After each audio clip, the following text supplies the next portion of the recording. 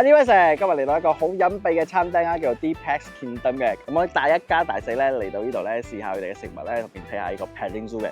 Let's go！ 如果你哋有寵物嘅咧，可以帶寵物嚟啦。佢有一個區咧係專俾你哋帶寵物過嚟嘅，一個區咧係冇寵物嘅，但係佢哋都有封嗰個玻璃咧，可以睇到個寵物咧同啲食嘢嘅。你睇下睇下。佢哋有呢個鐵板焼雞嘅新系列啦，好似我哋一家4口咁樣咧，食呢個3人份嘅鐵板焼雞咧就啱啱好啊！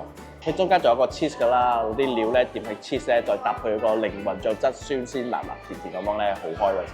咁佢都好健康嘅喎，佢有2個菜啦，跟住有燒炆、有牛肉同埋呢個雞肉嘅，幾正啊！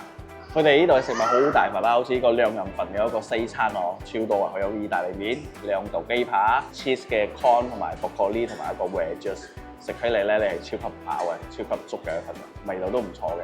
咁啊，你哋如果係1個人嚟嘅話咧，想叫1份1份嘅都得嘅。佢嘅鐵板焼雞咧都有分1份1份嘅。好似頭先我食一個3人份嘅 cheese 嘅話咧，佢就有1人份嘅 cheese 嘅一個牛肉啊、燒炆嘅，跟住仲有達斯魯媽、海南雞扒、火鍋等等嘅美食喺呢度全部都有。